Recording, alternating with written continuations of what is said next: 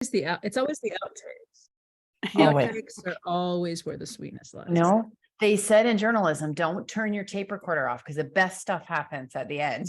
Always. So I'm so happy to speak to you too.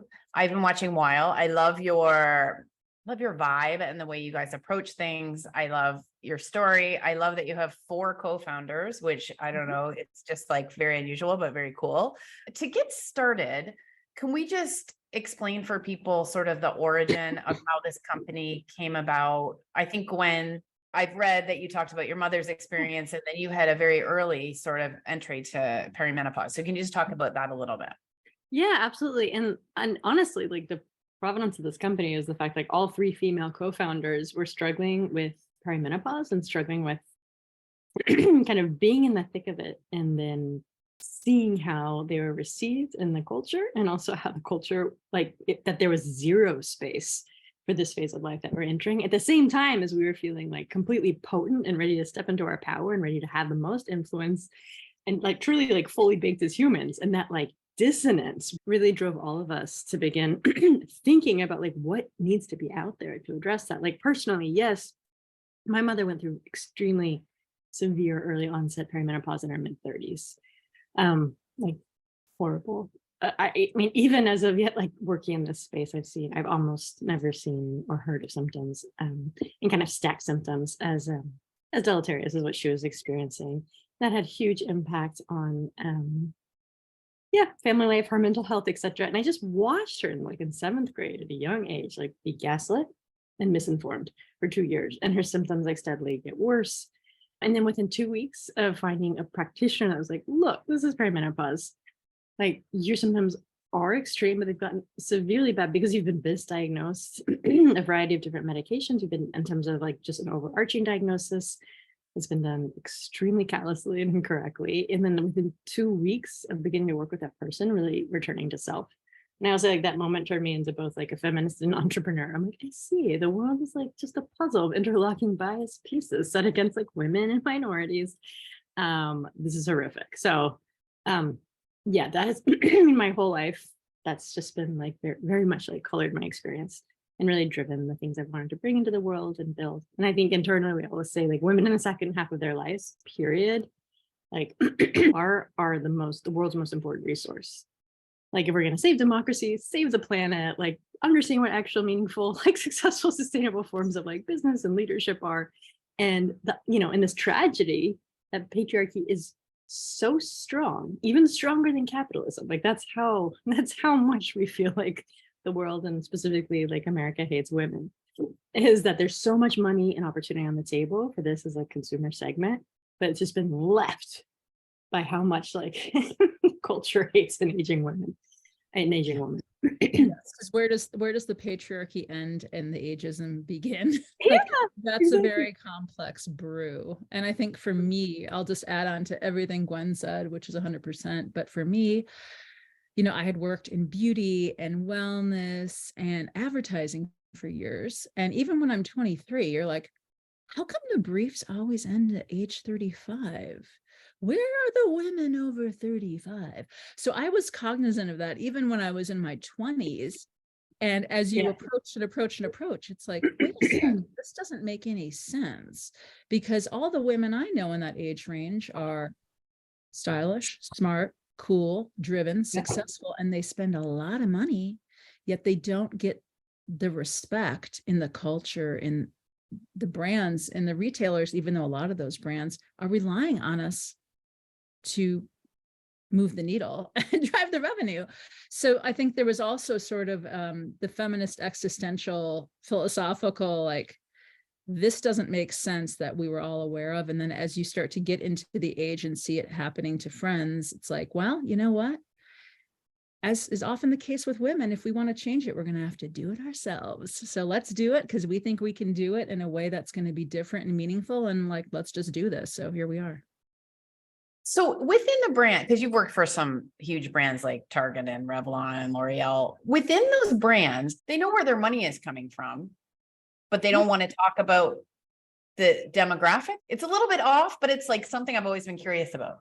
Well, here's my point of view, my take from my experience, right? I can't say it's for everyone. I think it's changing obviously a little bit, but I think in general, and I would say actually Target and Whole Foods, for example, have been more inclusive of this woman than others. So I don't want to necessarily put them into the same category, but I think a lot of other women-focused brands have really talked down to women. And it isn't that people working on those brands aren't coming up with interesting ideas or boundary breaking ideas, but in a way, the market doesn't trust or understand women for the complex, smart, funny, opinionated, creative creatures that they are.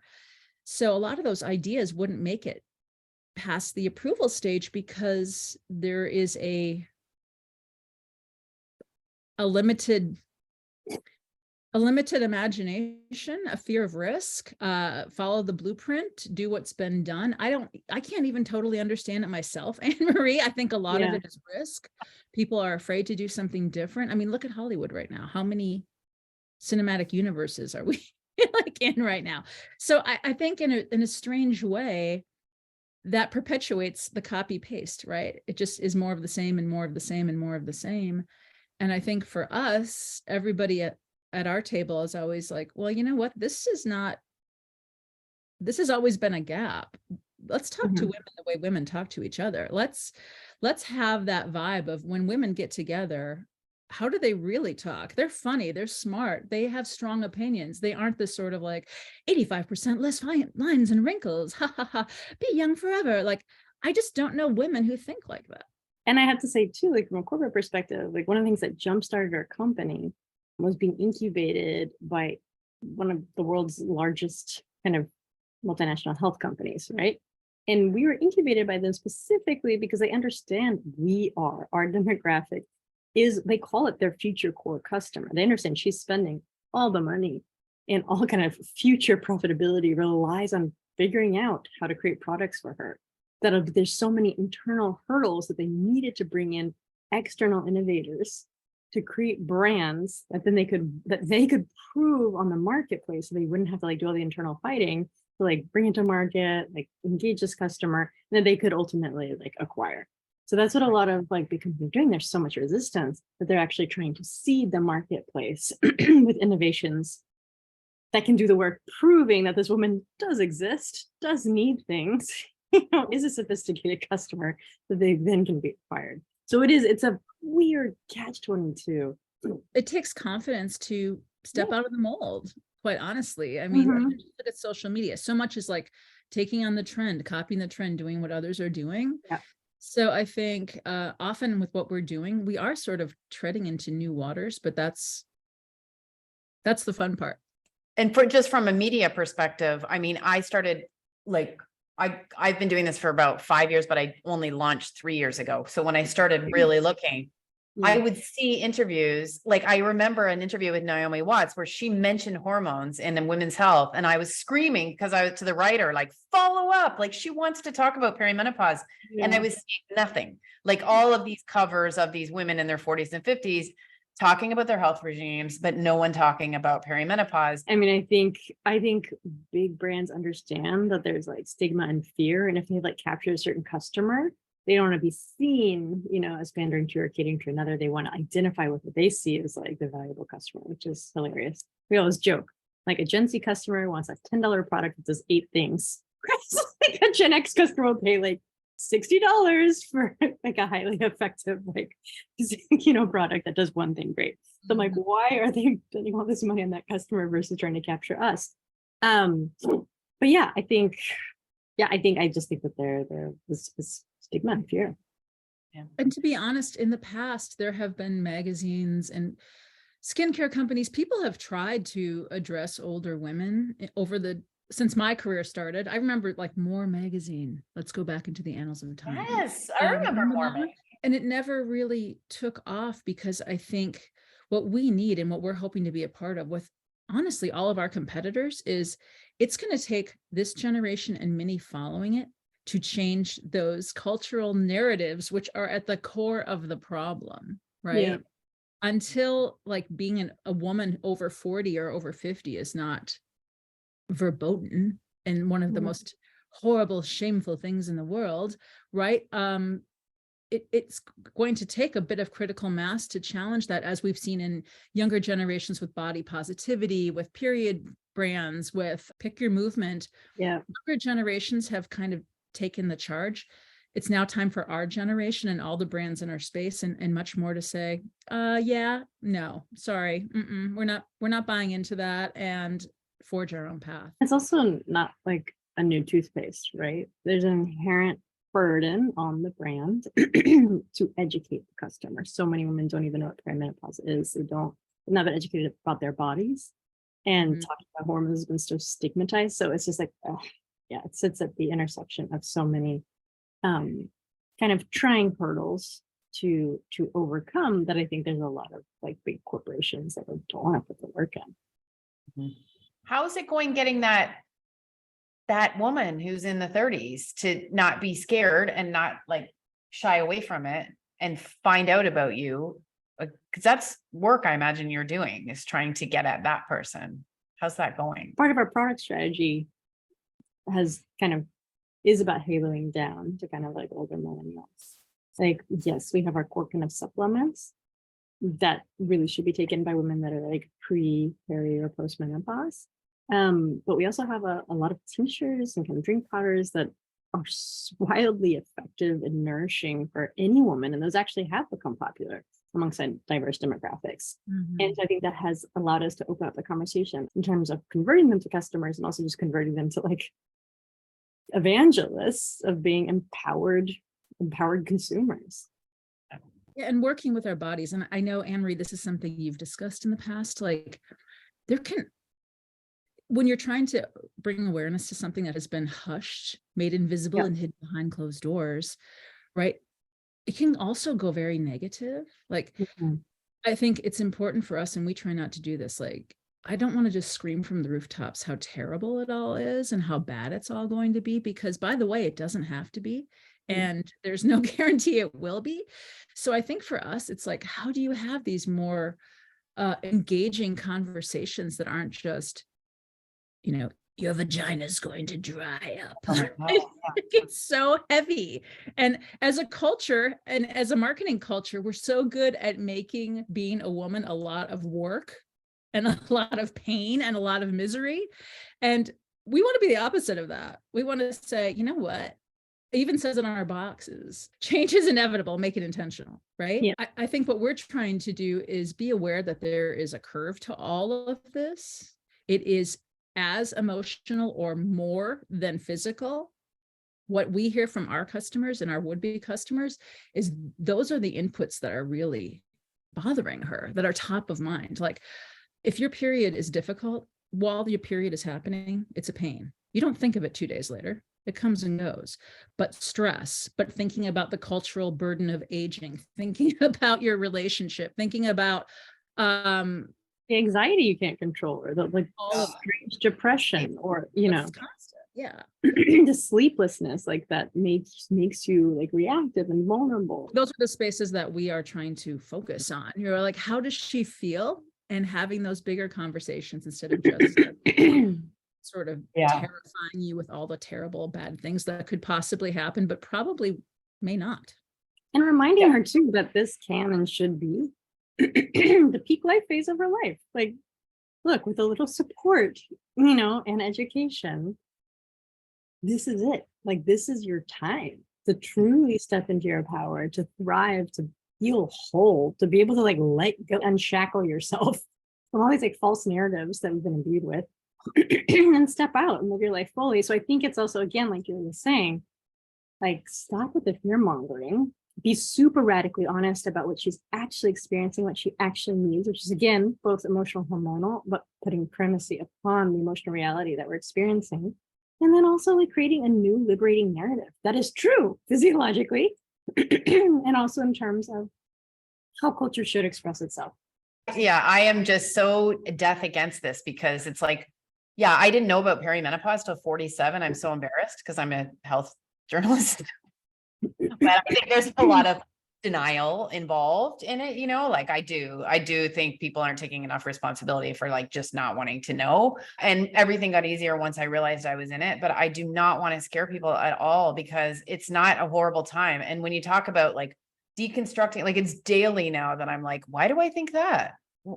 Oh, why do I think that? Like, it's such a beautiful, powerful time. And I love this guy on Twitter too. He's like a really, accomplished man. And every Monday he'll tweet just your reminder that old people have all the money and women make all the decisions. Yeah, that's great. That is really nice. And I always remember I used to waitress and they would say, the woman will decide if they get starters, the woman will decide if they get wine, and if they get dessert, the woman makes all the decisions. Yet I grew up thinking, oh, we don't have, it's just really funny. Like, it's just really funny because when you get down to it, we do have a lot of power. So I'm curious when you say narratives, now you're in the natural space. This is getting tricky because I find this is very like in the 3 years I've been doing this seriously, I've just seen a huge swing, right? Because we have this issue of the Women's Health Initiative study and all the fear that came about hormone therapy. And then now it's like, seems the pendulum is swinging way to the other side where it's people trying to call menopause a deficiency and a disease. And I'm interviewing doctors who were saying, yes, you need to take hormone therapy or you're putting yourself at risk of future death and disease. And you guys are in this space where you're not selling hormones. And I think that you're maybe going to become targets because there is this sort of natural, anti-natural thing happening coming from above places with a lot of money. I've heard multiple doctors say, like in the same week, doctors in different parts of the US say things like natural is a weapon to keep women in their place. Like, just where does that come from? Who the hell? Where are two people getting the same message? Anyway, so that's my long-winded way of saying, how are you navigating this? Because you're not selling hormones, and that's angers people today, I feel. Yeah, we both have a lot to say about it. Yes. You start, Julie. There's so much to put here. There's so much to unpack. I think the number one, we've all been involved in natural for a long time. I think I would call myself a hidden hippie. I look as normal as can be. I'm a Midwestern woman, but I'm a hidden hippie, right? And I always have been, and I'm also a natural skeptic. I was a born skeptic, and I welcome skepticism, right? And I welcome all of that. So I think number one, our eyes and arms are wide open. We're about calling in, right? Not calling in. So I think we remain curious and open. Like, I think that is one thing I want to say no matter what. The other thing I want to say is that nothing works for everyone, and that's well understood. The only thing that's well understood about women's health, I think, after the baby making phase is open, is nothing is guaranteed to everyone. And to us, we're all on the same path, coming at it from different angles. Yep. And women are going to come in from different spaces, and she needs options. And so I'm with you. I'm anticipating that this is going to be the year where HRT just is going to be screaming from the rooftops. Mm-hmm. But at the same time, I don't think we're afraid of that. I don't think we're afraid of that in the least. We welcome all comers because it's going to take a very large movement to move this. Yeah, move this out of shame and darkness. And if a little bit of sparring with a MD who has a big platform is what it takes to bring healthy debate. I mean, it's also interesting because I think the space has been unnecessarily balkanized. Like us, and like I think the kind of the meaningful players in both spaces are all committed to the same thing, bringing like clinically backed and proven ingredients, formulations, and solutions to women's health and supporting her throughout a life phase in which she's incredibly underserved. And the irony too is that she should choose, as Julie said, not everything works for everyone. She should choose what works for her. We know a ton of women for whom HRT, like one, isn't a viable option because of family health history. They didn't like how it makes them feel. They have bad relationships with pharmaceuticals, etc. And so they want to go the natural route. Also, there's a ton of women for whom the natural route is wildly effective. And so they just don't want to take that step into needing to deal with their doctor, etc. You know, and on top of that, like they actually work. I mean, trying to think how we can say this completely and carefully, but there's a lot of like positive synergy.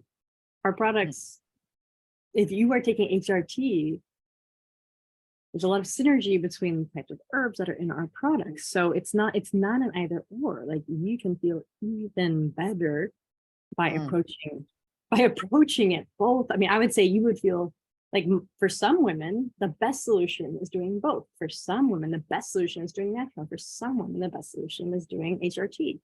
And I think it's egregious that this space at large is trying to territorialize kind of false narratives and being like combative with each other. We're just recognizing like there's almost nothing out there. Let's just like, it's all about boats rise together. Let's band together, like celebrate science, celebrate studies, celebrate what actually effectively improves women's lives and helps them, and empower them with data, information, and options so they can make the choices that will work best. Like we love HRT, we love natural solutions, we love the relationship between them, and we refuse to get embroiled. And it feels like just like a purely like marketing, marketing based and propaganda based kind of argument between the two sides. And we do have had doctors come at us, which is amazing because we're like, wait, everything you're saying is like, we have the data and the science to,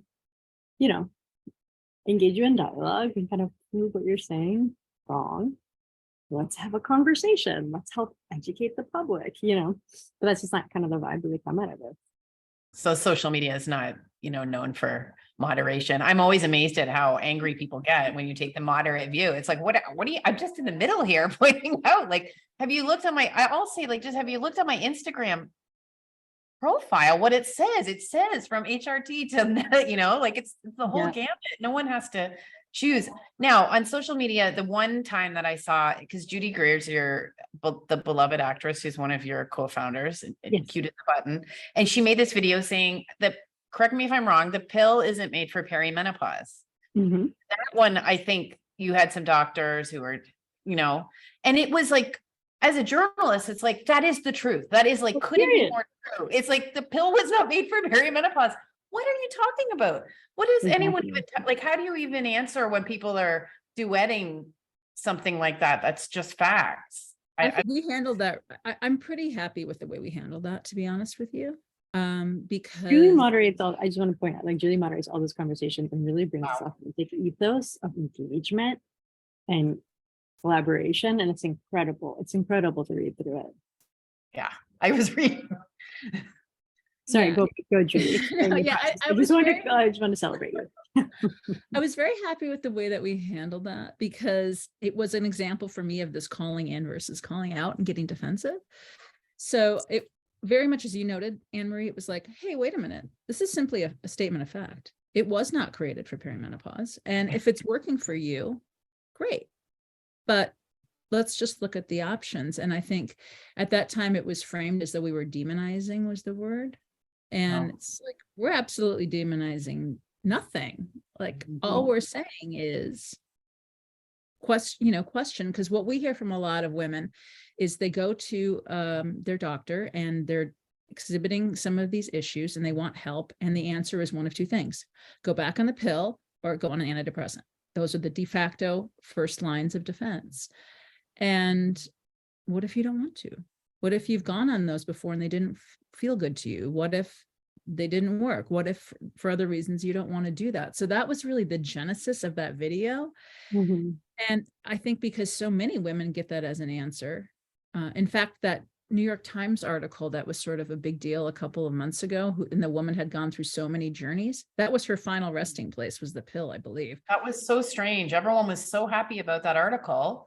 And that was the strangest thing to me. It was like, what? Like, out of all this is where we've come to? I know She's super thrilled. And that article, there was no caveat in that piece either, that like, I've looked all around and seen that this is really not what people say to do, but it's what I chose. There was nothing like that. It was just like, I found the pill. It was very strange.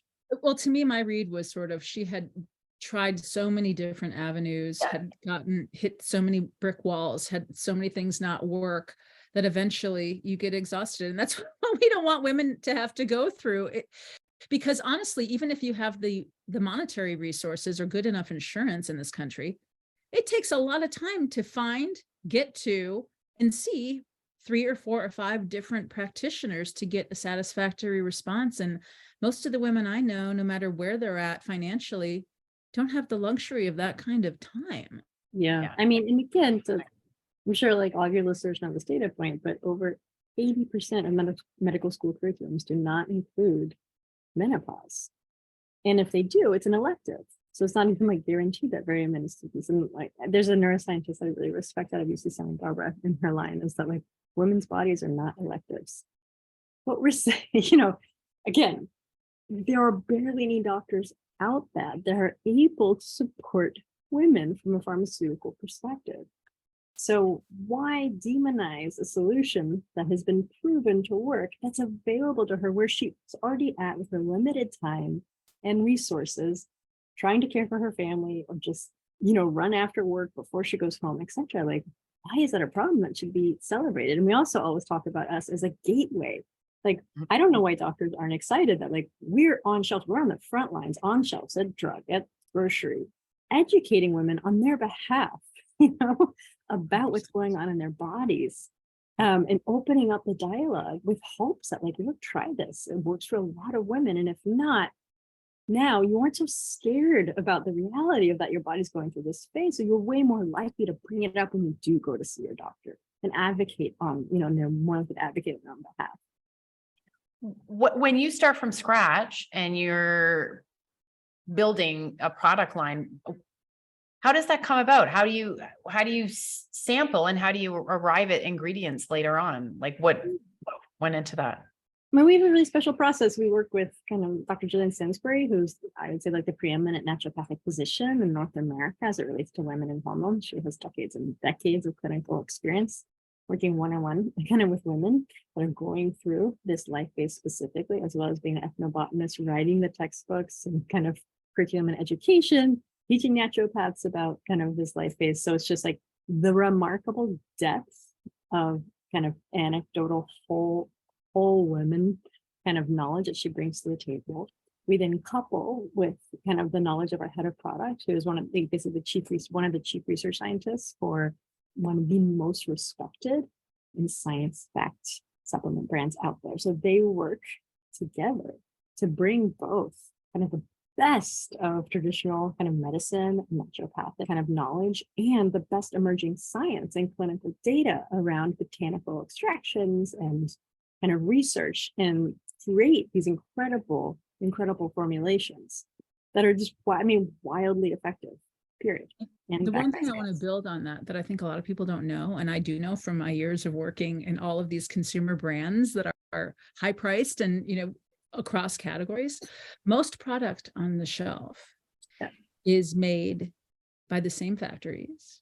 You go to a formulator, an R&D, whatever, they take a base formula, they tweak a thing or two, and they go to databases and they look at proven ingredients, and that's kind of how it's done. And, then you test it and everything else, but it's very rare to build purpose-built from the ground up product as we have. Extremely rare, not just in supplements or beauty, but across the board, quite honestly.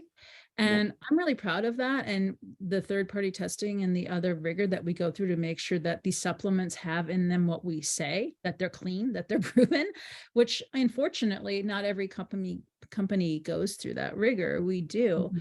So I think for us, it's a really unique set of product that we feel great about. And I just don't think the average person, or even the unaverage person, understands how often it's just a little this and a little of that before something goes to the shelf. And I would say, and the problem with like the status quo methodology, that's just like, okay, let's look at like the limited clinical, like one, we know this woman has not been studied almost at all. There's an egregious lack of information, but actually works for her. So then you take someone who's never like worked in any way with one of our demographic, who's just like accessing a radically limited database, and then isn't actually going to the extents that we go to with sourcing to ensure that the botanicals used have the effective concentration of compounds, etc., to fulfill the promises that the clinical studies actually have. I mean, it's horrible. It is, I literally can't believe it's illegal in this country. Like the snake oil and lies that are presented to women is tragic. So again, stepping back, I understand why some of these are horrified by the natural space, but they shouldn't categorically dismiss those who are going through such rigorous processes to ensure that we're bringing science-backed solutions to the table. That's why you guys have such a, it's like this cool apothecary vibe, I think that you get from Wile. But yeah, my friends are launching a supplement company. The stories that they're telling me when they go to try and make the supplements, people will say, do you want to do it the cheap way? And you wouldn't believe what's in this stuff. What's been surprising when you've been introducing the product lines, how people are reacting to it? I think that I have to bring this up because it's one of my pet products. So we have a tincture called On Anger. As far as we know, it's possibly one of the only products that openly embraces that, yeah, women get angry. Oh yeah, women get angry, guys. We were trained not to be that way. We were trained not to show it, but not only do we get angry, but it's a natural stress response. And not only is it a natural stress response with a lot of good information, but this irritability factor really ramps up often for women in their 50s, and they don't expect it. And because of the cultural conditioning, it freaks them out, right? So when we were very early days, there was a retailer that looked at this product and was like, oh, no. Our customer's not going to anger. No. She's not going to want that. Not for her, right? Granted, the buyer was not female. But it just, again, goes to show you how the cultural programming is going. Yeah. And like truly unsupported by any advertising or anything, that product does quite well. So I think for us, because we are coming at it authentically for what do we need? What do our friends need? What's happening? What are the real conversations actual women are having, rather than just being like, well, people like an eye cream, people like a hand cream, people like a this and they like a that, but actually doing it from reality based and from talking to consumers and having conversations and quizzes and going into that depth. I think we're one of the only brands that's done like in-depth consumer ethnographies across North America to understand who she is, what she needs, what she actually wants, what her challenges are. So meeting her there, which is definitely largely the emotional expressions of what's going on physiologically, that's the massive, massive gap. And so we've heard again and again, like gratitude and exuberance and surprise that we're able to support her in the ways that she needs to.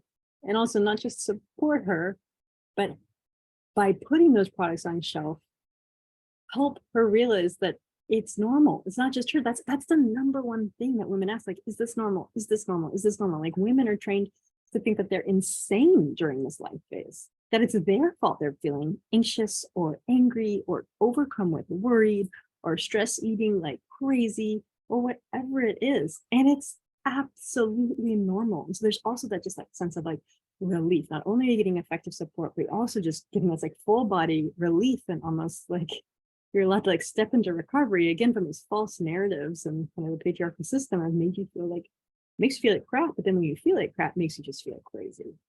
And ashamed, because we're supposed to be perfect and positive and light and everything's great and we have it all together and everything's perfect and it's under control, which is really, I mean, talk about like holding women back. We're just supposed to fight to be a certain way, never grow, never evolve, never change, never look like you're older than 35.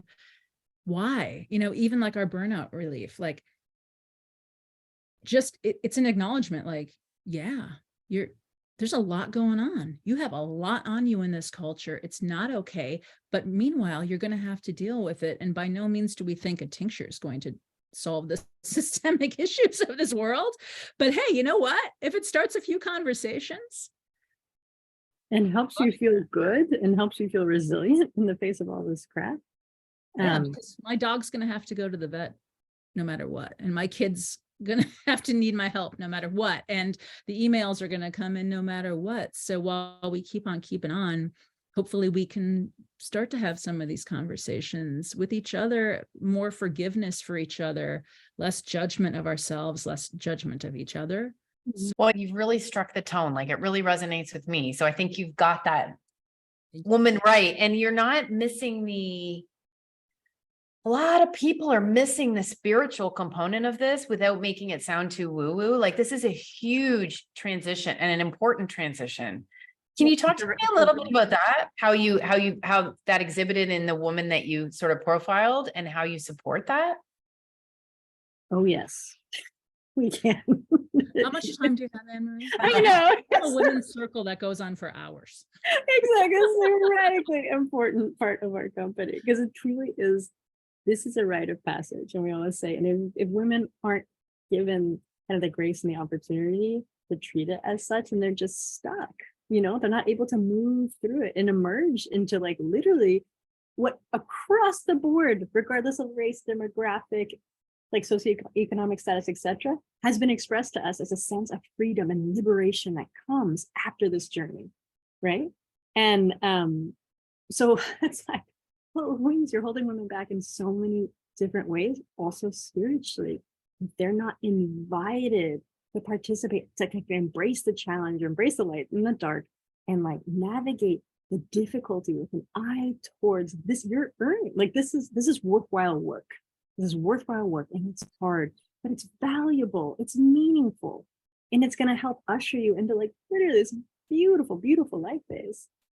Yeah, I mean, there is a sacredness in it. And if we were living in a different time and culture, we would be observing that appropriately, right? Like, we sometimes jokingly say, like, we want to build a reverse red tent, but we do want to build a reverse red tent, where it's like, it's not just about, I feel great so I can get everything done and look as good as I possibly can. Like, absolutely.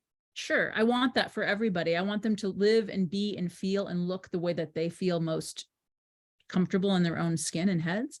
But more importantly, it's like older women do hold a lot on their shoulders, and there is some depth of wisdom and the confidence, but also that the famous like caring less, like, I don't think that's an accident, right? Like, there are some cultural traditions down the world which that ability to walk away from the day-to-day of having to care for a brood of everybody else gave you that sacred power, and like in some traditions believed like it actually touched you to the divine. I'm getting into the woo. I told you I was a hidden hippie. Oh, it's not woo.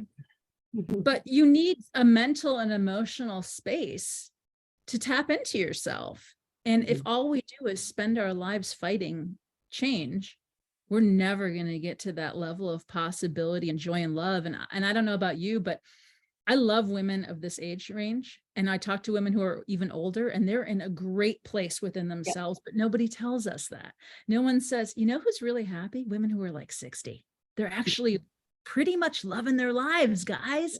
No one sets that out for us. It's just more of like, oh my God, I don't look like I did back in 2007. What am I going to do? I'm hideous. Like, no, there's a lot of life left in you. And if we live to be 82 or 85 or 90, do we really want to spend half of that time wishing we were somewhere else? Yeah. And I think that's a big tenet too, that ties into the spiritual aspect, is that, over the past 100 years, our lifespans have increased by over 30 years, women specifically.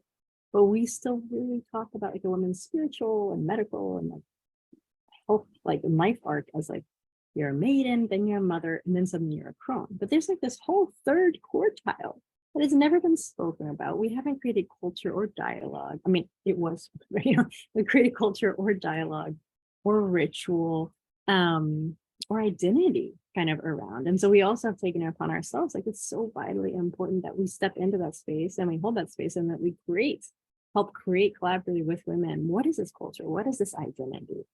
How do we express this like power and vitality and promise? Because again, as humans, without that kind of meta narrative, we kind of foible. We have to be able to identify with something, see ourselves in something, to be able to embody it and kind of make change. I just read the book Women Who Run with Wolves, and it came out in 1997. And my mom died that year, and I just thought, I can't be reading that book this year. It's too much going on. And I saw it every year in airports, and I was like, oh, sometimes when something's too popular, I don't want to read it. But I just bought it because I just saw it on a bookshelf and I was like, now's the time. And I read it on my vacation in Thailand and I was absolutely blown away. And I was on the plane back from one of the islands and this woman tapped me on the shoulder because I was reading it and underlining it like a mental person. And she said, oh my God, I just read that book. And it turns out she lives in Dubai and we've been talking. And I thought this book, because this book is just, I mean, it's so many things, but it's about how there's a world just trying to pull you away from the natural world and who you really are, and how your instinct has been killed. And this is the time to like refine your instinct. It's just so refreshing to hear people talk about that, because since I've entered this space, it seems like if you buy into everything you see, it's like you just enter this chaos of perimenopause and menopause, and that's it. That's just, you just enter this space and then it's like health and mental health and disease. And it's like, no, like it's not permanent. You know what I mean? It's not like a permanent state. It's a transition. And you're right. When you talk to women who are 60, they're and above, they're having the time of their lives. And I've taken to like trying to interview women where I go, because I have yet to find one who says, oh God, like it never got better. Yeah. That was it. No, That was nobody it. said that. And I have to say, I love that book. And she considered like the opus of her life was actually a series that she did on being a crone. And of course, it's no longer in print, but you can get the audiobooks online. Okay. And I would highly recommend listening. They are so beautiful. Okay. Every woman has to read that book. I mean, it's just funny that I read it. But I was supposed to read it now, you know, I'm turning 53. It felt like it was the, you pick up what you need to when the time is right. Yeah. It's true. Yeah. But it's that beautiful thing that you guys are recognizing where you're coming back to yourself. You can be in the commercial world. You can take the things from the world, but you can also rediscover yourself. So that's wonderful. Okay. So where do you see this going? I feel like business wise, there's a lot of work reorganization perhaps happening right now. There was like a bit of a boom and everyone got excited and maybe people are pulling back and reorganizing. Where is it now? And where do you see it going? The entire landscape or the sort of the perimenopause space business wise? I mean, we see like this thing, it's an unbelievably huge market. There is room for so many players. It needs to become far more saturated. There needs to be lots of players working across the field, addressing the diverse needs of this woman. I also think, and again, as you know, being a journalist, it's really becoming a hot topic. It's being talked about more and more and more in the press, which is great. So in some ways it's being normalized. Nothing is changing in the workplace, to be honest, even though the press is happening. The systemic issues that exist around ageism are going nowhere. So those two realities exist in conjunction. And I also think there's going to be like our other co-founder, Corey, our single male, amazing co-founder. He used to work in also a journalist. Also, he was a journalist, wasn't he? Yeah, exactly. So amazing mind, incredible business person, amazing partner. He says he used to work in basically compostable cups and plates, the kind of the leading brand out there. And he always said like they struggled. And then there was the straw in the turtle's nose moment, which just blew something open culturally. And suddenly was that one image. Suddenly it became like a massive space in the market and something shifted. So I also believe like we're coming up, there will be moments, these kind of like bellwethers where like that are going to kind of blow the consciousness up in some ways, hopefully, and kind of normalize and accelerate the growth of this market. But it's not going to be accelerated unless we are super self-honest, no matter how many kind of cool press articles and gestures made towards kind of in the media and the press that there's upsides to this life phase, that we really should address it. That is still coexisting with the most insidious patriarchy that is like suppressing women in their day-to-day. So we also have to we can't like stop that fight, and so we need allies, and women need to feel more and more and more and more empowered to advocate on their own behalf and be honest about what's going on. Because sure, even if a company has a policy like, okay, you can have a couple like menopause sick days, there's still, because there's so much inherent ageism, they're going to be terrified to bring that up. They're going to be scared. I mean, Julie, you have a really great way of talking about it. Like, if you survive being a woman in the workplace, if you survive being a mommy, then what is it? Yeah. Oh, so my observation is this, unfortunately, and I try to remain in on the cosmic joke, so it can sound very dire, but reality is, like, being a woman is a fascinating journey. So if you're not like riding the wave of the cosmic joke of it, it really is too hard. So basically, you get into the workplace and you're the cute young thing who's either not taken seriously or you have to dodge sexual harassment. Then if you have a child, you have to try to survive being mommy tracked and not be downgraded. And we all know that there is a motherhood tax in the United States where women's income never recovers from having a kid. Men don't have that. So now you've made it through she's dumb and cute, she's sexy and hot, she's just a mom. Now you make it to where you are in that upper echelon, and now you have to claw to let people know that you're not out of touch, irrelevant, and don't get it, because ageism hits women in a lot of industries, advertising, my old industry for one, a lot sooner than it hits men and a lot harder, right? So if you can survive all those rungs, where are you? And I think for one reason, that's one of the reasons we see so many businesses being started by women this generation, because they are kind of like, you know what, again, as we did, if we want to do it, we're going to have to do it ourselves. And, I think we will all continue, and I hope as an industry start to band together and really work together and not get stuck into this zero-sum game, because there is infinite needs. I mean, never, because of the misogyny and the ageism of the world. It's like amazing. Well, listen, thank you so much. I really appreciate speaking to you. I love the vibe. I love everything. Thank you. Thanks so much. Take care. Yeah, you too. Thanks, Anne-Marie.